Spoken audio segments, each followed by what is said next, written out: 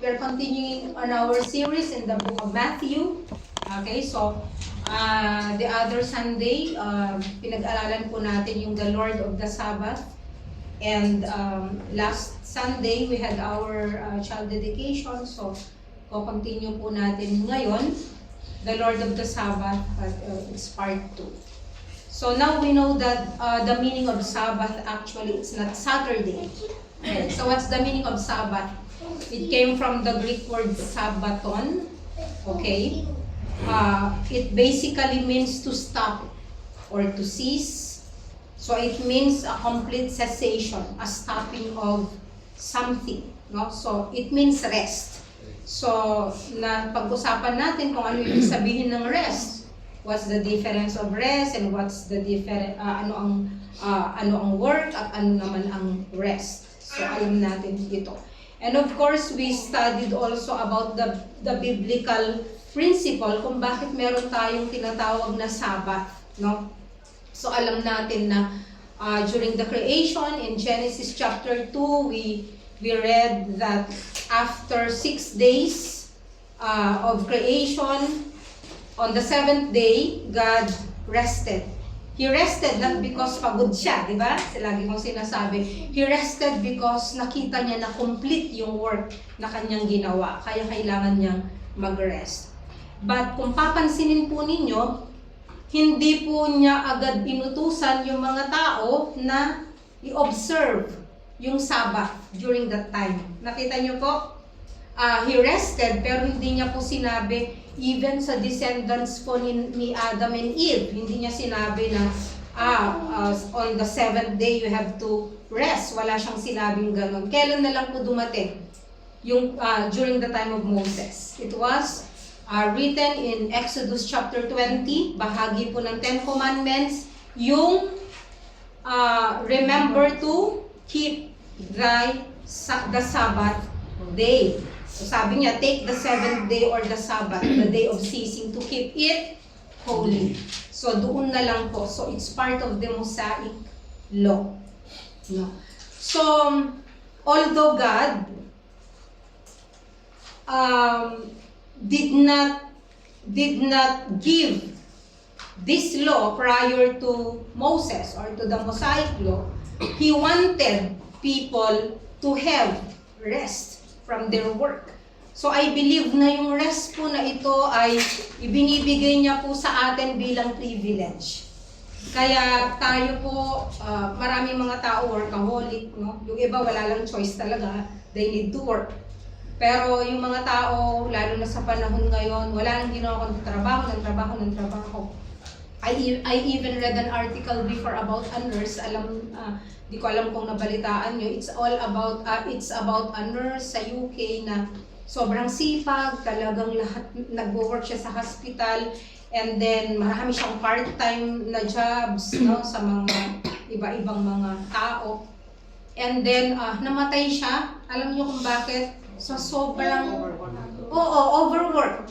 Ibig sabihin po, hindi napangalagaan ng mabuti ang kanyang katawan.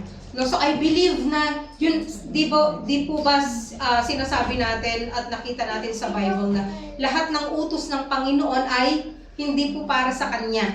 It's not for Him to deprive us of joy or pleasure. Kundi yung mga law po niya, yung mga inuutos niya sa atin ay para po sa ikabubuti natin. Kahit nga po sa pagkain, di ba?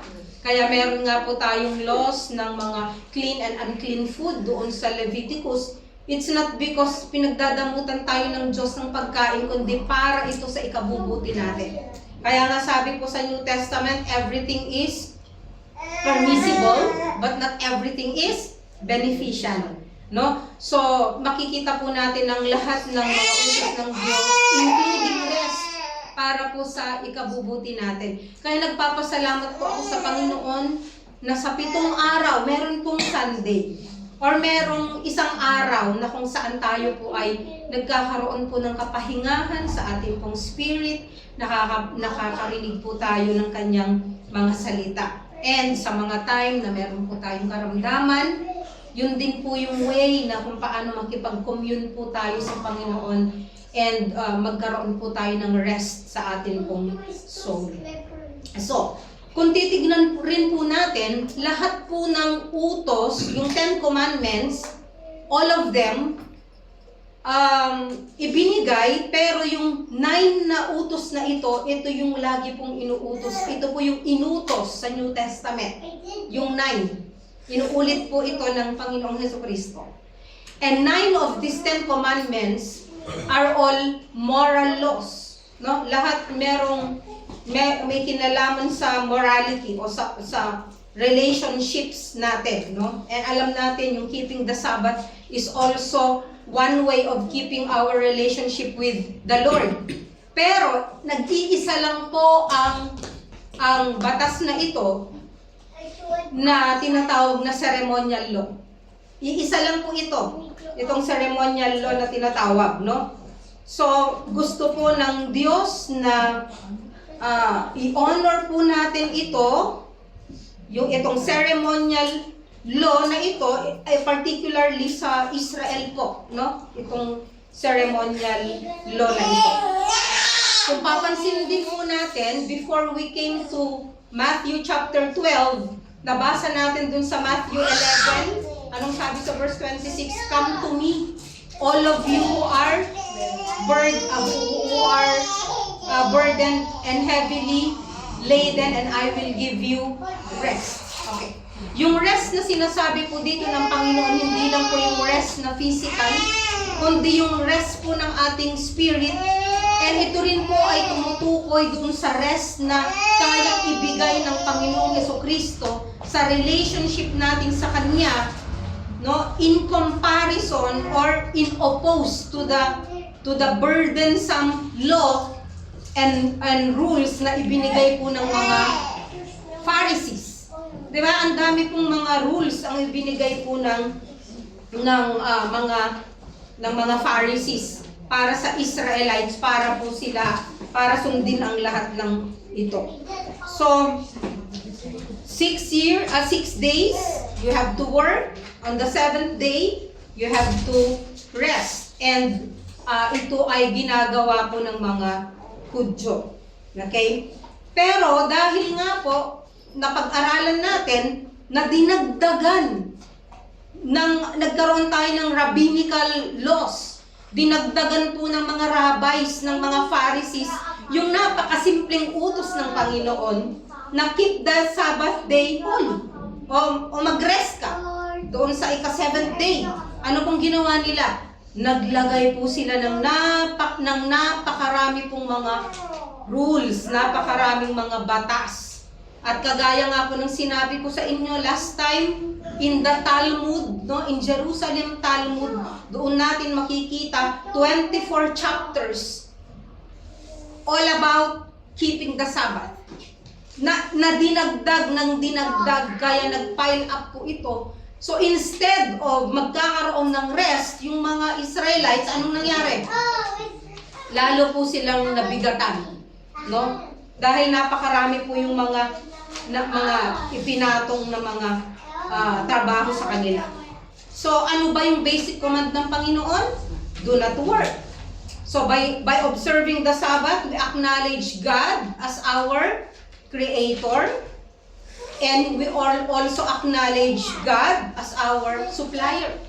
Na dun sa 6 days na yon, sige, magtrabaho hanggat gusto mo. Diba? Lahat ng pwede mong kitain ibibigay ng Diyos. On the 7th, magpahinga ka. Kasi ang Diyos, ipoprovide na niya yung kakailanganin mo on the 7th day. No? So, we also recognize that He is the supplier of our needs. And we also see God's kindness sa atin. Nga para sa atin ito. Para magkaroon po tayo ng kapahingahan. No? So, ang makikita po natin dito sa first verses ng chapter 12, it's the first incident kung saan, anong sabi dito sa verse 1, at that time, nagre-review po tayo, at that time, what time?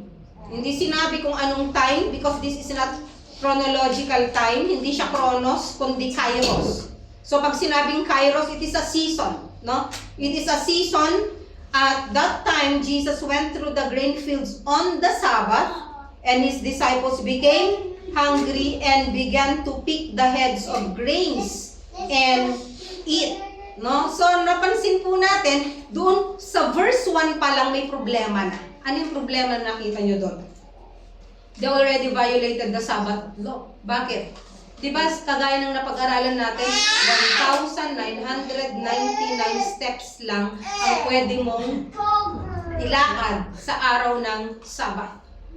So, Jesus and his disciples were traveling. Nagta-travel sila. That's why they came into the vineyard. Kaya napagod sila.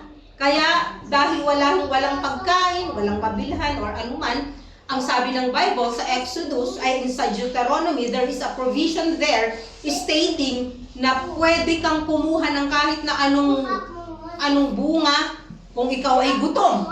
'Di ba? So, yun yung incident na nakita po natin, that Jesus and his disciples went to the grain fields. Sabi po ng ibang Bible, corn fields. But I believe it's barley fields, no? Or barley farm or grain fields, no? So, hindi ka pwedeng humakbang ng higit sa mga steps na yon. So, sabi sa Deuteronomy 23:25, when you come to the standing grain of thy neighbor, you may pluck the ears of grain with your hand, but you shall not move a sickle unto thy neighbor's standing grain. Okay, so wala naman pong vina-violate dito ang mga disciples dahil hindi naman sila nagre-reap. If you remember, di ba, isa sa mga bawal gawin dun sa rules, dun sa 39 na bawal gawin ay reaping. So sa point na ito, hindi naman po nagre-reap yung mga disciples. They are still in line with the Old Testament scripture because we see that Jesus did not stop them. He did not restrain them. No, hindi niya sinabi, "Uy, huwag niyong gagawin 'yan. Bawal 'yan." No? Magmi-miracle na lang ako. Wala siyang sinabing ganon. Kundi hinayaan po niya yung mga disciples niya na mamitas. And of course, pag pinitas mo yung grain, anong gagawin? Susubo mo? Hindi. Ang gagawin nila, inano nila. So, the Jews or the rabbis saw that as threshing. Pagka pinalipad mo yung ano ba tawag doon? Pag pinalipad mo yung uhay, anong tawag doon? Winnowing na.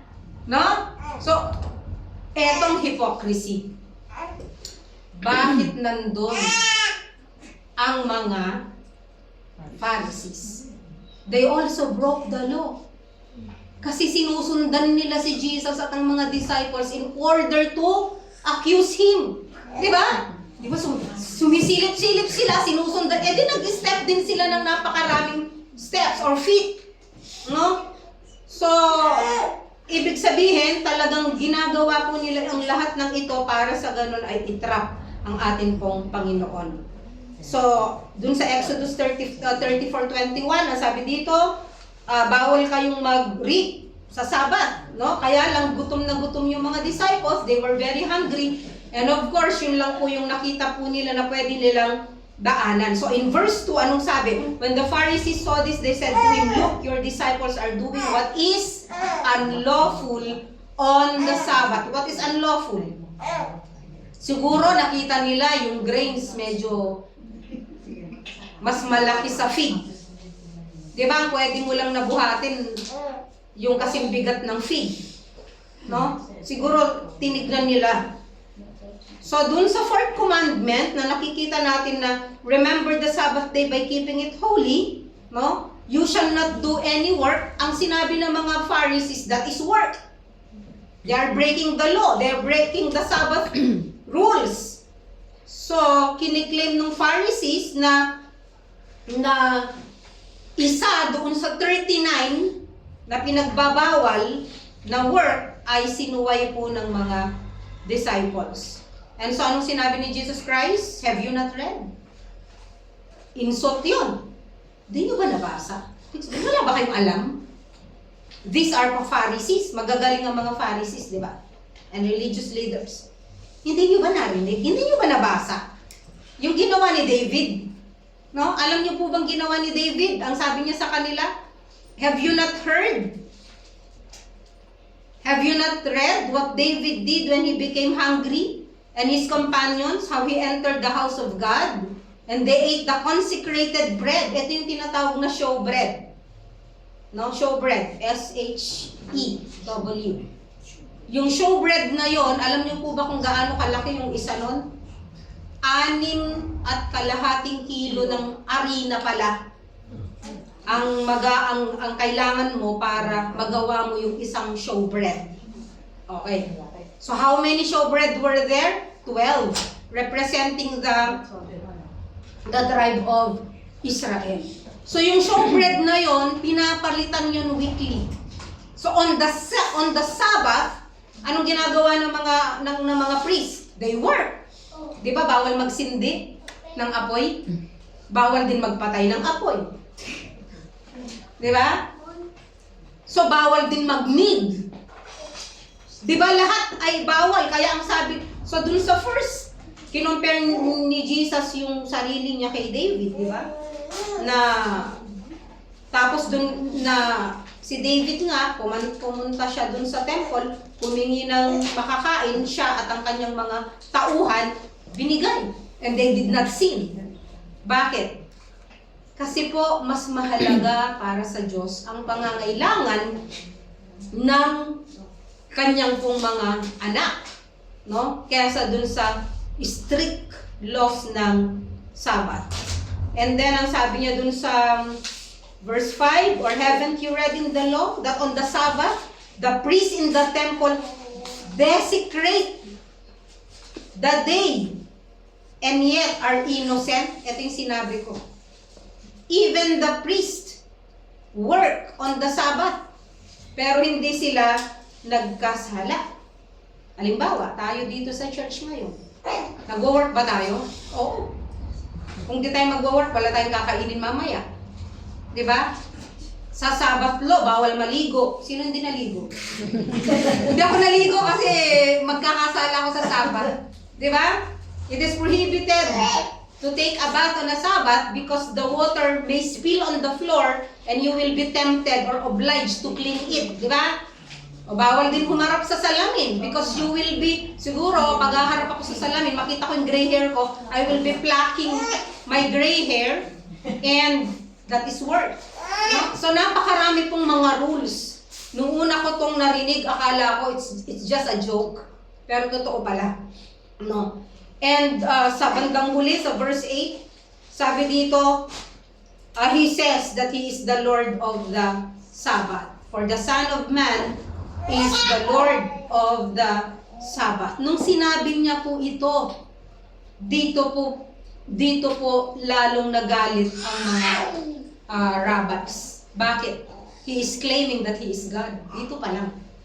I am the Lord of the Sabbath.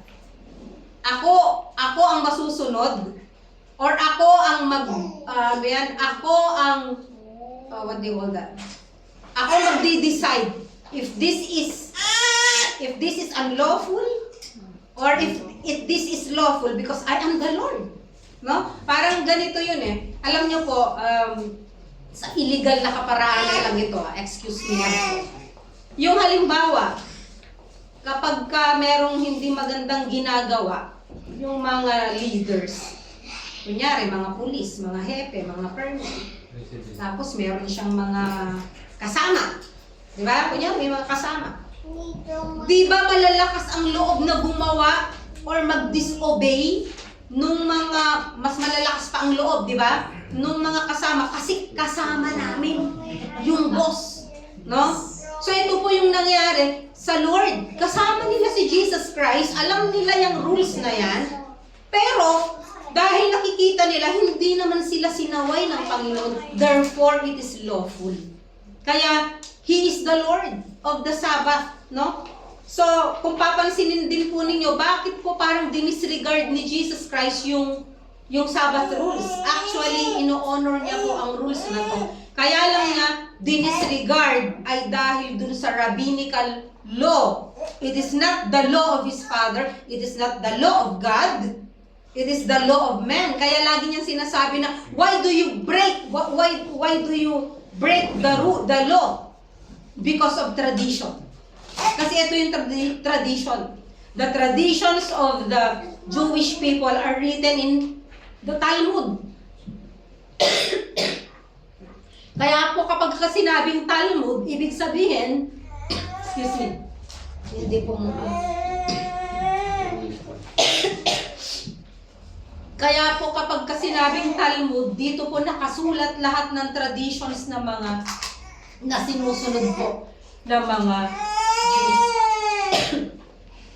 Now let's go to the second incident, which is found in our text today, no? So verses 8 to 21. Madami. Excuse me po.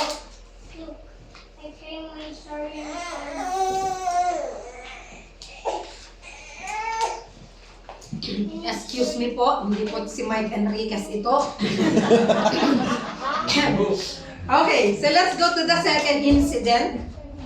So Matthew tells us about a second incident. Ang sabi niya po dito sa verse 8 and verse 9, departing from there, he went into their synagogue. Okay, so kung papansinin po ninyo, sa pagkakasabi ni Matthew, parang magkasunod na incident. No? Kasi po si Matthew, ang style ng pagsusulat niya, pinagsasama-sama niya lahat. Hindi po kagaya ni Mark at hindi kagaya po ni Luke. Iba po ang sinasabi ni Luke, no? We can see doon po sa Luke chapter 6, 6 to 11, Luke tells us that this occurred on a different day. Perhaps the next Saturday, we don't know, no? So, ang sabi dito, on another Sabbath, so it's not the same day. On another Sabbath, he entered the synagogue and was teaching, and there was a man whose right hand was withered. No? So, dito po sa Matthew chapter 12, verse 9, sabi niya, departing from there, he went into their synagogue, and a man was there whose hand was withered. Ano po yung withered? Siguro nakikita ko kumbaga sa puno na patay or lantak na wala na siyang kayang gawin. No? Ibig sabihin, kahit naputulin mo siguro yun, hindi na yun makaharamdam, I don't know, no? So withered, ang sabi siguro wala nang sap or whatever. And they questioned Jesus. Of course, sino yung magko-question? The religious leaders, the Pharisees. And they questioned Jesus, asking, is it lawful to heal on the Sabbath? So that they might accuse him. Kasi parang inaabangan nila na, ito may tao dito. Baka pagalingin niya. Diba? Inaabangan nila. Tignan po natin ha. They know that Jesus has the power to heal. And yet, ganun po yung attitude nila sa Kanya. At alam niyo po ba na bawal talaga na magpagaling sa Sabat? Alam niyo po ba na isa sa mga rules ng Talmud about keeping the Sabbath ay pwede mong patawan ng first aid ang isang tao pero hindi mo siya pwede totally na pagalingin. Ganun pala yun, no? So para sa kanila, pag pinagaling mo, pwede mo siyang i-bandage pero wag mo siyang totally na pagagalingin. Kaya nga ang sabi niyang ganun is it lawful na magpagaling sa Sabat? No? Kasi they want to trap the Lord Jesus Christ, no? Because they want to accuse Him. At ang sagot niya, what man is there among you who has a sheep? And if it falls into a pit on the Sabbath, will he not take hold of it and lift it up? Kasi po, meron din sa rules na kapag yung alaga mong hayop ay nahulog sa pit on a Sabbath, you can lift your sheep from the pit. Okay? Kasi emergency, parang ganon. So, kaya sinabi niya na, ano mas mahalaga? Yung sheep o yung tao? No? So yun ang ibig tukuyin ng Panginoon. Anong mas mahalaga ba? Yung sheep o yung tao?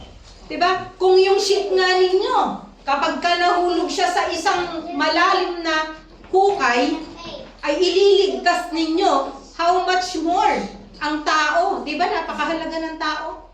'Di ba sabi ng Bible, God created man in His own image. Wala naman sinabi na any form of animal create sa sarili niyang image in the likeness of Him.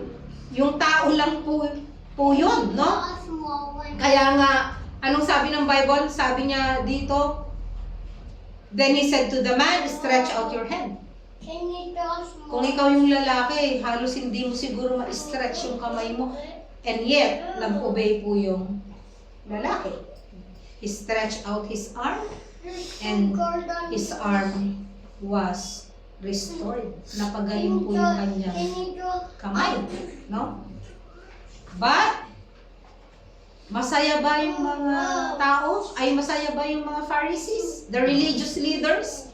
Hindi sila masaya. Di ba dapat masaya ka? Na wow, ang tagal niya siguro napaka-pariseyo natin kapag kayong isang kapatiran natin halimbawa, ay may mabigat na problema, tapos biglang nasolve yung problem niya, di ba? Or nagkasakit siya, bighin nagkaroon ng himala, gumaling siya, anong dapat natin na reaction? Masaya tayo. Rejoice with those who rejoice, di ba? We mourn with those who mourn. Pero tignan naman po ninyo yung mga Pharisees, no? Hindi sila masaya. Anong ginawa nila? But the Pharisees went out. Ayan, nag-walk out sila. They went out and bago ba to? And conspired against him. Meeting. Ganitong gagawin natin. Conspired against him as to how they might destroy him. You see? But Jesus, aware of this, withdrew from there. Men followed him and he healed them all. Alam niyo ako minsan, pag nakikita natin yung mga evangelistic meetings, lalo na sa TV, di ba, may mga healing, may mga miracles, I don't know, God knows kung pinagaling ng Panginoon o hindi. But they don't have the power to heal everyone. Di ba? Pwede na lang sabihin na, hindi ka gumaling kasi kulang ka ng faith. Diba? Mag-pray ka pa, dapat madagdagan yung faith mo para ikaw ay gumaling. No? Pero sabi po dito, He healed them all. Nung time na yon. Okay? Lalo na nagalit na yung mga Pharisees sa kanya. Lahat, pagalingin ko na. No? Yan po ang ginawa ng Panginoon dahil po sa kanyang pag-ibig po sa atin. And then let's go to verses 15 to 21. Prophecy fulfillment. So if you also notice, si Luke at saka si Mark, hindi po sila nagko-quote sa Bible, ay sa Old Testament. Sino po lagi nagko-quote from the Old Testament? Si Matthew. Bakit? Kasi Jew siya. Israelite siya. Diba? Ang dati niyang pangalan, diba, Levi. So, nag-quote po siya sa Bible again. Ang sabi niya dito, sa verse 17, this was to fulfill what was spoken through Isaiah the prophet. Behold, my servant whom I have chosen, my beloved in whom my soul is well pleased. I will put my spirit upon him and he shall proclaim justice to the Gentiles. Sino po yung maraming pinagaling ang Panginoon? Dito po sa Gospels. The Gentiles. Ang mga Gentiles. Di ba? Kaya nga, if you remember yung pronouncement niya, woe to you Chorazin, woe to you Bethsaida. Di ba? Kung yung mga miracles na to nakita lang ng Tyre and Sidon, na nakita lang ito ng Sodom and Gomorrah, no, hindi nila natanggap yung judgment na natanggap nila, no? So, ang sabi dito, he shall proclaim justice to the Gentiles. So, dito pa lang makikita po natin ang kabutihan po ng Panginoon dahil hindi po niya nilimit. Kasi po ang mga Pharisees, feeling nila limited ang grace, ang salvation at grace ng Panginoon sa kanila lang. Para lang sa mga Israelites. Pero ang sabi dito, Jesus will proclaim justice to the Gentiles. So Matthew points out that this fulfills Isaiah 42, 1-4. Ito yung kinote niya. Isaiah 42, 1-4. Nandito yan. Kinote po ni Matthew yung verse na yan. Kaya nakasulat po ngayon dito sa Matthew chapter 12 verses 18 to 21. So ano po yung nakasulat dito? The characteristics of the Son of Man, no? Or the servant of God. Ano yung characteristics niya? Ang sabi niya dito, he will not quarrel, nor cry out, nor will anyone hear his voice in the streets. Ibig sabihin, hindi siya nagrarally. Hindi siya nagrarally para yung mga tao kumampi sa kanya. No? Yung alam yung mga tao na nagka-cry sa streets para marami siyang follower. At hindi rin po siya yung basagulero na nakikipag-away. So yan ay isang katangian po niya. Verse 20, a battered reed he will not break off. What is the characteristic of a reed? Diba? Kagaya ng sinabi ko last time, ang reed, dahil nga hollow yung loob, napakagaan, madali siyang isway, diba? Pero sa point na ito, it's not about that. It's all about the hollowness and the weakness of the reed. No? Yung reed, battered na nga eh. Bugbog na nga eh. Kaya ang sabi niya dito, a battered reed, he will not break off. Diba when we see tayo, diba when we see a battered reed, kunyari mga damo, naglalakad tayo sa Pilipinas, we see reeds, diba? Along the river or kung saan man yan. Anong gagawin natin kung minsan? Dahil nga ano na siya, battered na. E di, putulin na. Diba? Pero ang sabi po ng Bible, a battered reed, he will not break off. Ibig sabihin, God cares for the weak. Mahina na, down na, titirisin mo pa, parang ganon. He handles the weak. He is kind to the weak, to the hurting, and to those who are marginalized with profound gentleness. Napaka-gentle po ng Panginoon. Diba tayo, ang hirap natin gawin yan? And ang sabi, ano pong sabi rin ng verse 20b? And a smoldering wick, he will not put out. Ano po yung wick? Alam nyo po yung sa gasera? O yung sa kandila? Di ba meron siyang wick? Okay? So, kapag halos paubos na po yung gas nun, or yung oil, ano po ang mangyayari doon sa wick? Aandap-andap na siya. Mamatay o mabuhay. So tayo naman, anong gagawin natin? Eh di hihipan na para matuluyan na. Di ba ganon? Eh wala nang silbi. Parang sa kandila rin, ang lit-lit na nung wick, aandap-andap na. Pero ang sabi po ng Bible no? A smoldering wick he will not put out. Ibig sabihin po, sa kanyang grace, sa kanyang biyaya, aandap-andap na po tayo. Even in our faith. Diba, kung minsan, sa church, kapag aandap-andap ka na Kristiyano, pabayaan ka na ni pastor. Katigas ng ulo eh. No? Eh kasalanan niya, ba't siya aandap-andap? Bumalik siya kung kailan niya gustong bumalik. Patawarin ng Diyos kasi kung minsan tao lang tayo. Pero ang Panginoon, hindi ganun eh.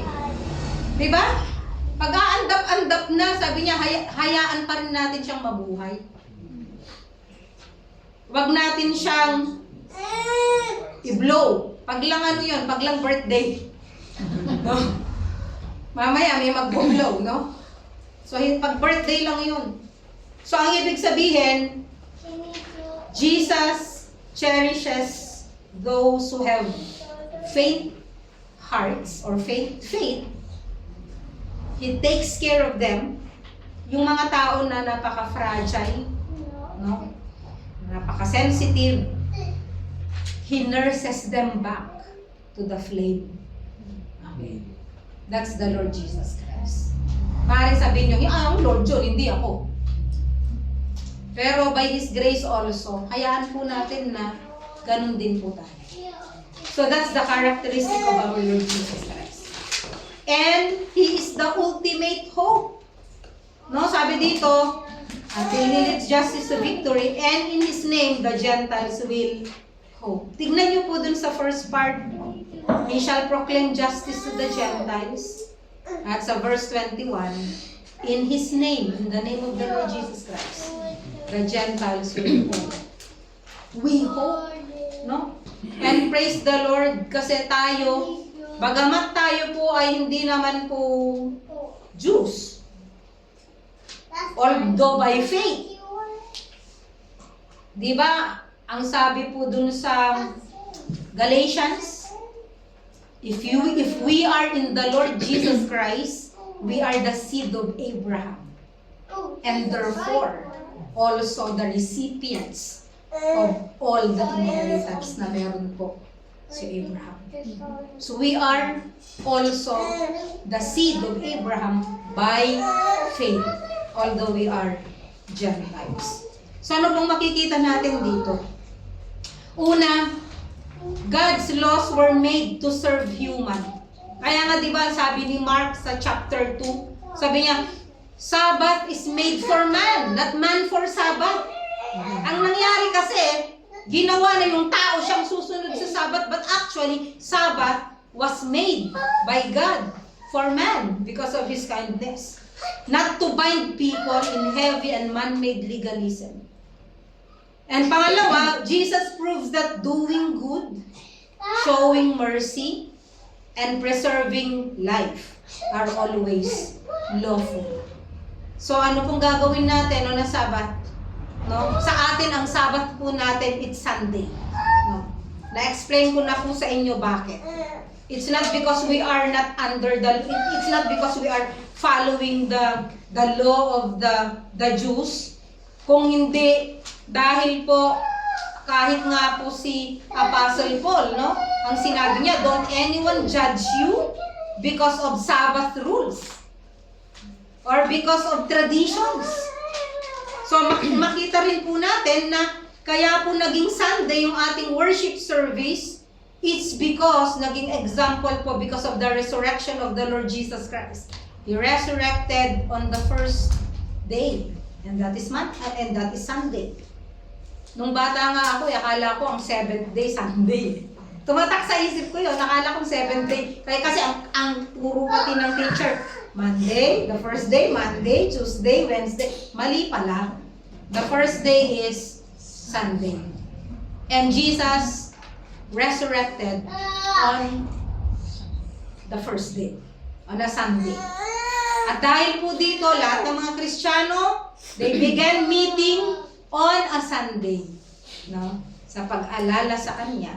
At tinuro din po ito ng Apostle Paul dahil sinabi din niya na ang offering ninyo ay i-gather ninyo para sa Sunday, parang naka-ready na when I come, no?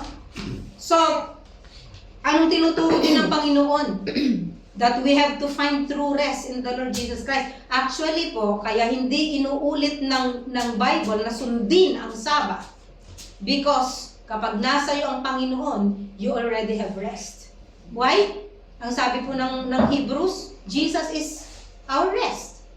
No? And sabing gano'n ng Bible, if you hardened your hearts, anong sabi niya? You will never enter His rest. Yung rest na ito, sa Old Testament is the promised land. Ang rest na ito, na tinutukoy po ng Bible, it's the rest that we have in our Lord Jesus Christ. That's why He said, come to me, all of you who are heavily laden, and I will give you rest. Show mercy. Ang tanong po, meron po bang area sa life po natin or sa atin pong relationships na we prioritize on being right than being loving?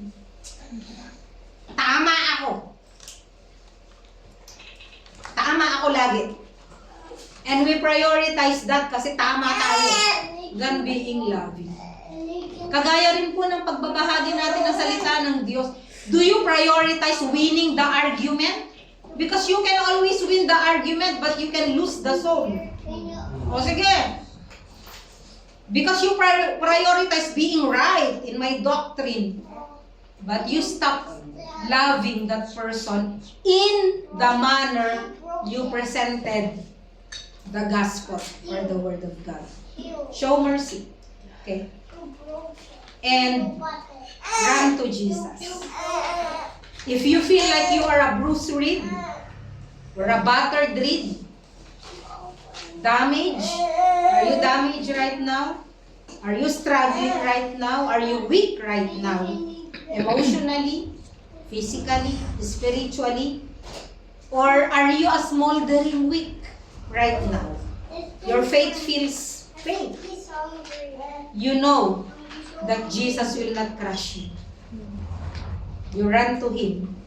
He meets you with deep gentleness, kindness, and love. And you can always come to Him. Shall we pray? Heavenly Father, we thank you that we have you in our lives, Lord. Thank you that many times, even in our weak faith, even in our struggles, in our weakness, and even in our stubbornness, Lord, you are there. Thank you, Father, that you are our rest. Thank you, Lord Jesus Christ, that you are our rest. We find our rest for our souls because of you. And thank you, Lord Jesus, because you have done everything on the cross. And in order for us, Lord, to enjoy everything and every rest that we are enjoying right now. Lord, kung meron man po sa amin pong kalagitnaan sa oras na ito na wala pa pong kapahingahan ang kanyang kaluluwa, ang kanyang espiritu, hayaan niyo na kayo pong mangusap sa kanya, Panginoon, as they study your word. Thank you, Lord, for blessing this congregation. Thank you for blessing each one. In Jesus' name. Amen. Amen. God bless you.